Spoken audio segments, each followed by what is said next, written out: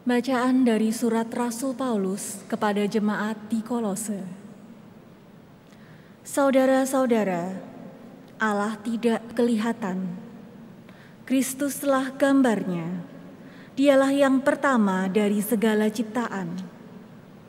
Sebab dalam Kristuslah telah diciptakan segala sesuatu, baik di surga maupun di bumi, baik yang kelihatan maupun yang tidak kelihatan, baik singgasana maupun kerajaan, baik pemerintah maupun penguasa.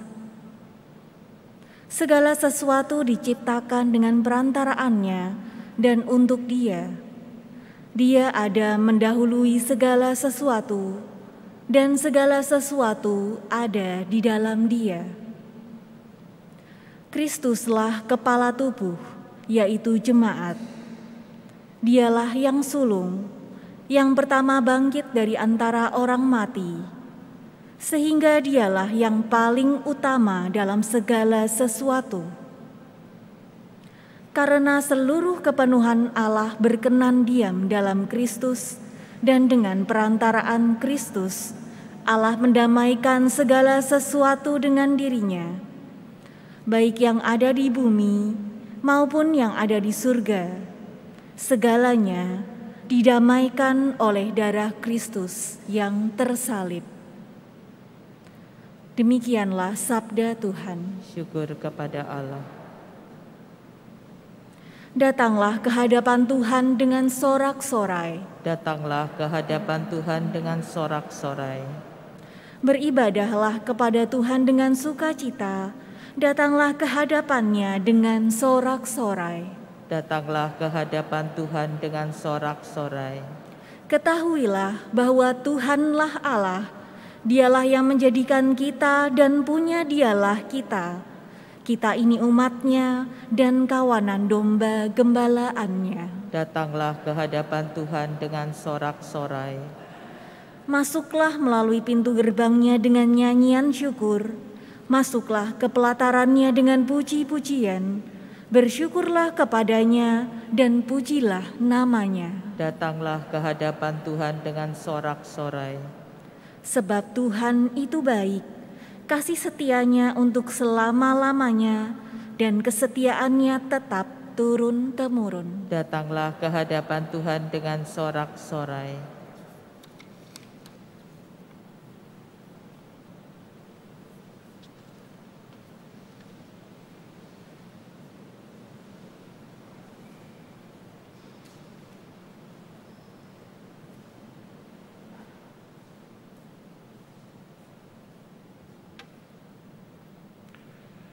Haleluya, haleluya, haleluya. Haleluya,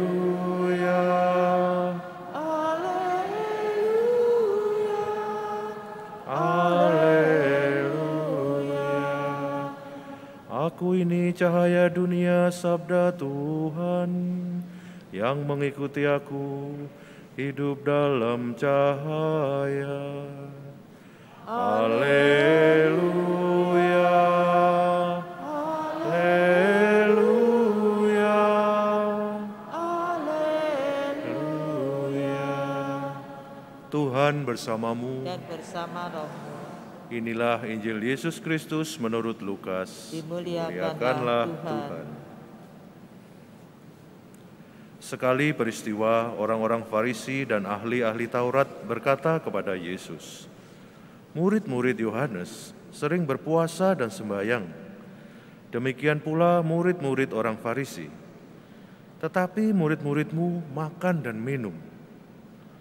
Yesus menjawab, "Dapatkah sahabat mempelai disuruh berpuasa selagi mempelai itu bersama mereka?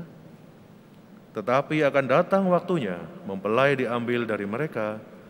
Pada waktu itulah mereka akan berpuasa." Yesus mengatakan juga suatu perumpamaan kepada mereka. "Tiada seorang pun mengoyakkan secarik kain dari baju yang baru untuk ditambalkan pada baju yang tua. Sebab jika demikian, yang baru itu pun akan koyak.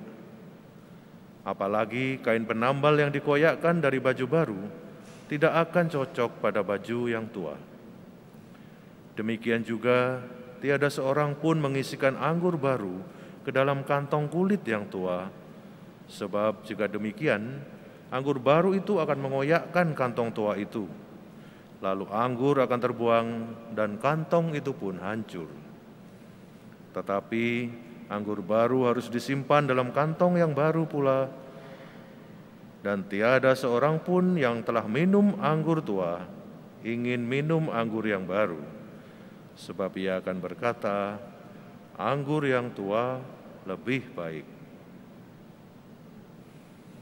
Demikianlah sabda Tuhan. Terpujilah Kristus.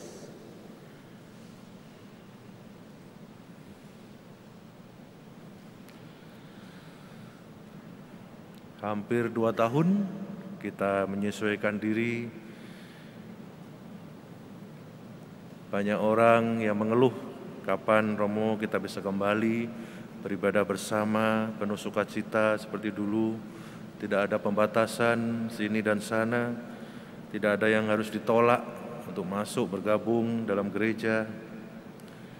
Dan kita tahu, tidak hanya umat, kami pun sampai paus tidak ada yang nyaman dengan perubahan-perubahan atau pembatasan-pembatasan ini. Tapi ini perlu dilakukan supaya kita tidak menambah pemaparan yang sudah terjadi. Bayangkan kalau Tuhan Yesus tidak mencoba mengundang para Farisi dan para Saduki dulu yang sangat taat kepada aturan-aturan Taurat untuk membuka hati mereka kepada Dia, Anak Allah sendiri.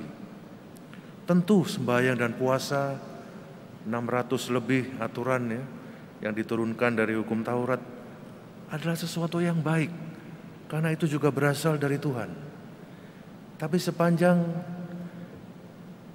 perjalanan sejarah, ketika seluruh dunia tidak hanya terpusat di Yudaisme, di Israel saja,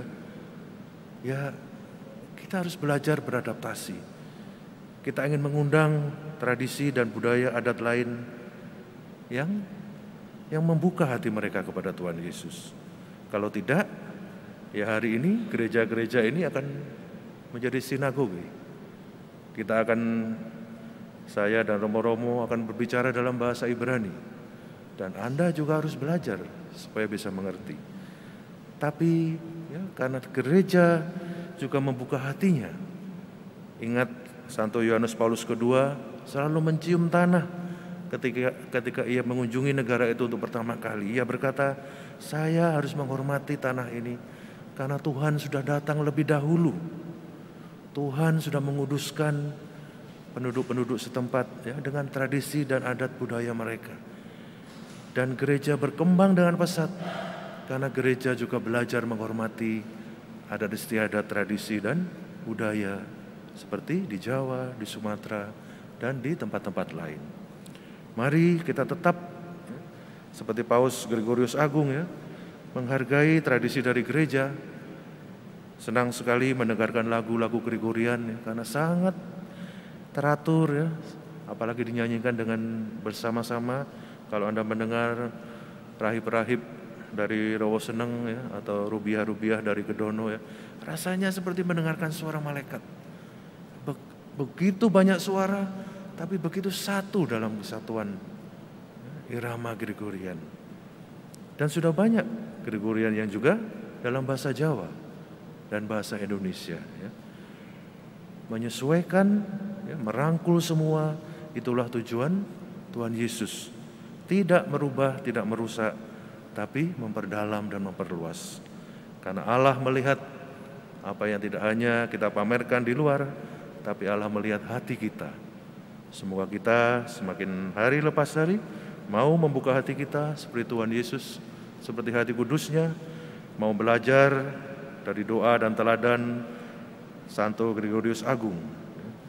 Menyanyi dengan sukacita, berkobar-kobar hati kita kalau berdoa, dan terlihat orang Katolik mestinya harus murah senyum, menyapa orang lebih dahulu, bukan mencucu terus mencoba menghakimi orang lain yang tidak sekusuk kita dalam berdoa, membantu orang supaya bisa mengangkat hatinya kepada Tuhan Yesus.